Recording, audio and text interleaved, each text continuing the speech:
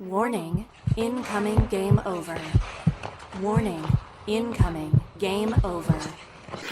Hello, everybody. Welcome to Game Over Vancouver / Game Over Ottawa tonight. My name is Kaya Antic, and I am here with Damian from Game Over Ottawa. The Ottawa Senators beat the Vancouver Canucks 5-4 in overtime. But before we get into talking about the game tonight, check out the flagship show of the Game Over Network on the Game Over Network YouTube channel, Hyperdrive Hockey, all things hockey across various leagues in multiple countries. Whatever it is and wherever it is, Max, Daphne, and Kev have you covered for all your hockey news with a steady dose of fun and fan engagement. You can find Hyperdrive Hockey on the Game Over Network YouTube channel or wherever you listen to your favorite podcasts on the Hyperdrive Hockey page at thegameovernetwork.com. Alright, Damian, how do you feel about the Sens' Hello. performance tonight?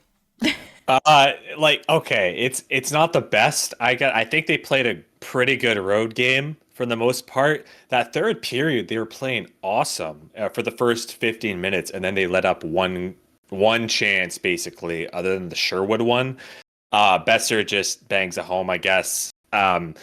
Overall, though, not bad, not bad, and I'm just happy they took the 2 points. Like, they're finding ways to win, and this was what.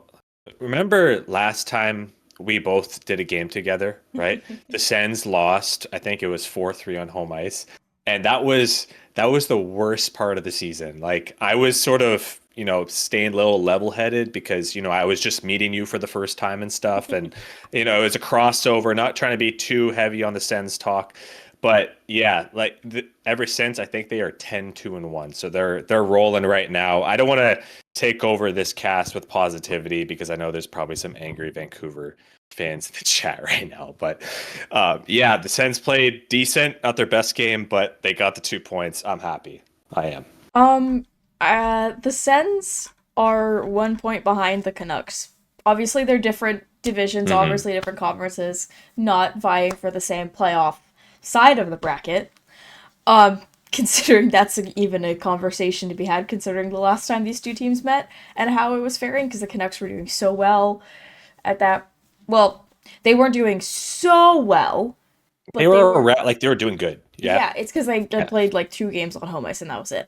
But they were on their road win streak, and then the Sens, like you said, they're kind of hitting a low point, and then since then they've now gone 10-2-1. I think so. It's that or 9-2-1. So it's a crazy streak. They're on a 6 game heater now. It was I just remember hearing that it was they said 9-2-1, like, oh yeah, they've been 9-2-1 since these two teams met, and I was like, oh wow. Yeah. And that was very that was a very physical game filled with a lot of animosity from the Yes. start, because that was the Quinn Hughes takes out Josh Norris game. And this game, Quinn Hughes was basically the only player out there for the Canucks, except for Brock Besser at times to put the puck in the net. Quinn Hughes, if he's not in heart conversations at the end of the year, if Vancouver makes the playoffs, which is an if right now, with the way they're playing, just kind of insane to think about, considering the standings that they were. Last Christmas, they were top of the league. I remember that. My dad drew the Canucks skate logo and put their stats in my Christmas card. And I opened it, and it said Canucks top of the league on Christmas 2023, and it was so good. And now it's just so bad, and it's not like they're still above 500. Yeah, you're there. We're still in the hunt, but it just feels like the world is kind of like crumbling.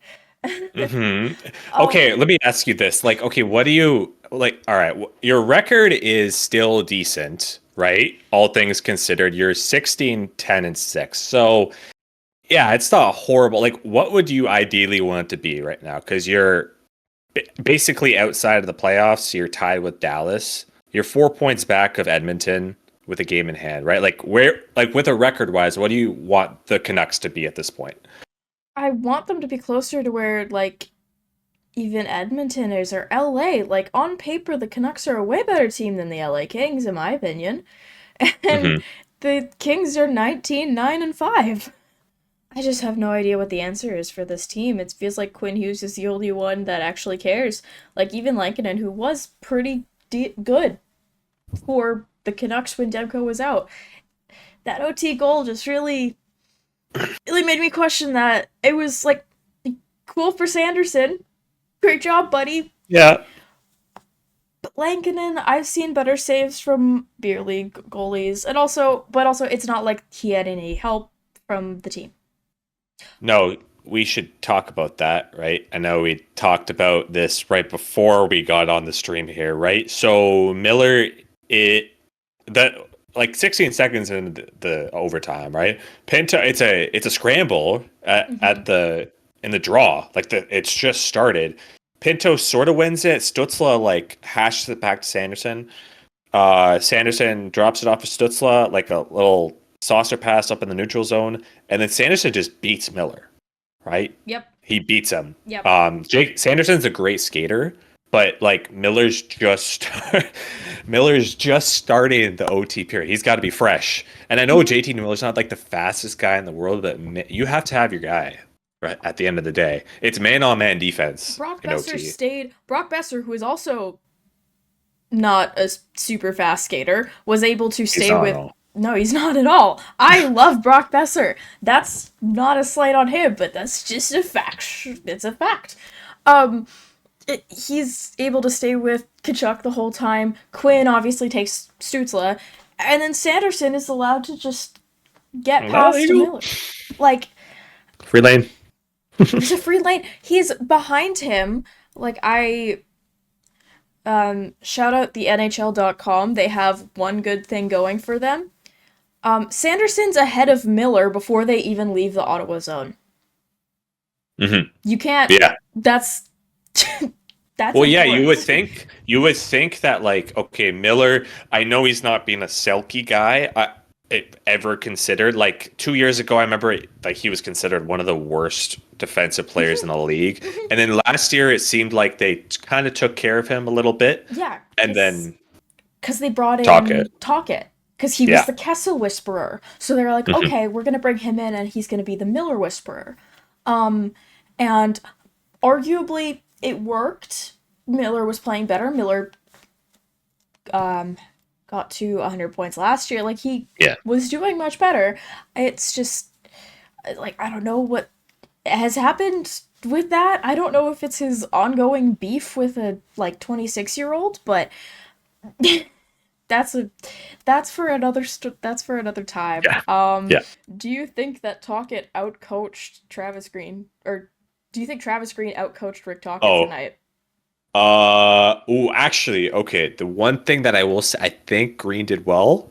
And last time we were on this cast together after the other Ottawa Vancouver game, I was like, damn, was this the right coach or whatever?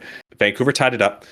Travis Green calls the timeout, and they used it as an excuse to like look at it was the DeBrusque goal. Because Hughes took the shot from the point. Because I thought he, like, kicked it or goaltender interference or something. It was... Yeah. That was when he, like, called the timeout to look at it again. Yeah. But that was such a good that was such a good time to call a timeout because Ottawa has been a sort of fragile team this year. Not recently, which is so weird because, like, they basically were, like, super fragile and then they just weren't. And I think goaltending has been a big part of that. Shout out Linus Ullmark. But like he called the timeout and he kills the crowd. And how many games do you actually use your timeout, right? In the season, like 20, maybe 30 at most. Because if you're losing 5-2, you're not calling a timeout, right? If it's a 1-goal game, you're going to do it. But he calls that with the confidence that like the Sens are going to win the game, and it quiets down the crowd a little bit, and the Sens just go on and play.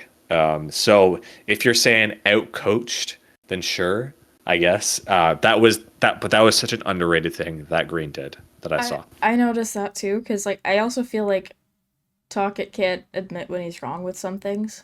Just from like an outside observation as somebody who watches this team every night.